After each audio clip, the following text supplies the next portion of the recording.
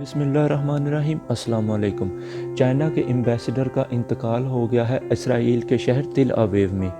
उनकी लाश उनकी रहाइश गाह पर मुर्दा पाई गई है। इब्तदाई इसराइली रिपोर्ट के मुताबिक उनकी मौत की वजह एक हार्ट अटैक है, हालांकि हालात कुछ और ही कहते हैं। मज़ीद वीडियो को डिस्कस करने से पहले लाइक करें वीडियो को और सब्सक्राइब करें नीड टू नो को, और इसके साथ घंटी के बटन को दबाना मत भूलिएगा।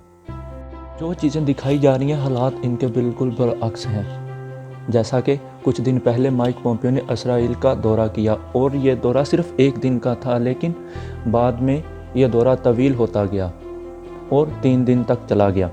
इस दौरान उन्होंने नेतन्याहू से भी मुलाकात की और इसके बाद उन्होंने आर्मी चीफ से भी मुलाकात की, जो कि अब हुकूमत में है। अपनी इन मुलाकातों के दरमियान उन्होंने सबसे पहले यही बात की कि चाइना को इसराइल में इन्वेस्टमेंट से रोका जाए।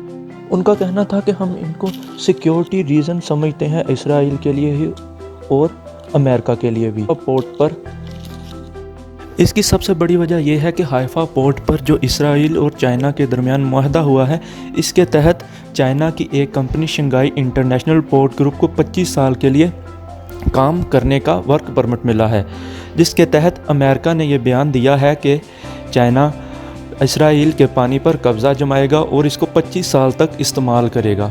दूसरी सबसे बड़ी वजह यह है कि इसराइल चाइना को वन बेल्ट वन रोड के प्रोजेक्ट में शामिल करने जा रहा है। माइक पोम्पियो का यह कहना था कि अमेरिका इस इन्वेस्टमेंट को हरगिज़ बर्दाश्त नहीं करेगा और हर सूरत में चाइना की इन्वेस्टमेंट को इसराइल से रोका जाए। इसके तहत चाइना की तरफ से बहुत बड़ा बयान सामने आया है कि उन्होंने कहा है इसराइल हमारा यहूदी दोस्त है और हम इनसे अच्छे और दोस्ताना ताल्लुकात को इस्तवार करने जा रहे हैं। चाइना की तरफ से बहुत स्ट्रॉन्ग रद्द अमल आया है। उसने कहा है कि अमेरिका से अपना मुल्क तो संभाला नहीं जाता और ये हम पर हमला करता है। देखा जाए खेल यहाँ पर ख़त्म नहीं होता। 1981 में चाइना का ऐसे ही एक एम्बेसडर पेरू के अंदर मारा गया था और तब भी इन्होंने कहा था कि ये एक नेचुरल मौत है, लेकिन बहुत सी ऐसी अद्वियात और बहुत से ऐसे जहर होते हैं जो अगर इंसान को दे दिए जाएं तो वो एक टाइम के बाद असर करना शुरू करते हैं। अद्वियात और जहर बहुत ख़ास किस्म के होते हैं, क्योंकि पोस्टमार्टम की रिपोर्ट के बाद ही पता चलता है कि ये इंसान को जहर दिया गया है या उसकी मौत नेचुरल हुई है। अब देखा जाए अगर इस सब साजिश के पीछे CIA का हाथ है तो चाइना इसको खुली जंग तस्वर करेगा, क्योंकि चाइना की इंटेलिजेंस बहुत जल्द ही इसराइल पहुंच रही है और वो मामले की तह तक जा कर रहेगी। अगर CIA का हाथ इसके पीछे हुआ तो आप लोग यकीन करें कि दुनिया में बहुत बड़ा कोहराम बर्पा होगा और चाइना तबाही की हद तक जाएगा। में रखिएगा, अगर इस साजिश के पीछे CIA का हाथ है तो अमेरिका ये चाहता है कि किसी तरह इसराइल और चाइना के दरमियान बहुत बड़ी लड़ाई हो जाए, जिसके तहत इसराइल और चाइना के दरमियान तयशुदा मंसूबे ख़त्म हो जाएं और चाइना की इन्वेस्टमेंट इसराइल में रुक जाए, क्योंकि इसराइल में मौजूद रबी उनका कहना है कि हमारी किताबों के मुताबिक हमारी हुकूमत का वक़्त है और इसके लिए चाइना का तबाह होना बहुत ज़रूरी है। और अमेरिका ये चाहता है कि किसी तरह भी चाइना की जो ये हुकूमत कायम हो रही है इसको रोका जाए और ज़्यादा नुकसान पहुँचाया जाए।